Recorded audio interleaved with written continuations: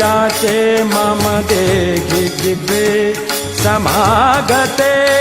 दण्डधरे कृतान्ते द्रक्ष्यमेवं मधुरं सुभक्त्या द्रक्ष्यमेवं मधुरं सुभक्त्या गोविन्द दामोदर माधवेति गोविन्द दामोदर माधवेति गोविन्द दामोदर माधवेति गोविन्द दामोदर माधवेति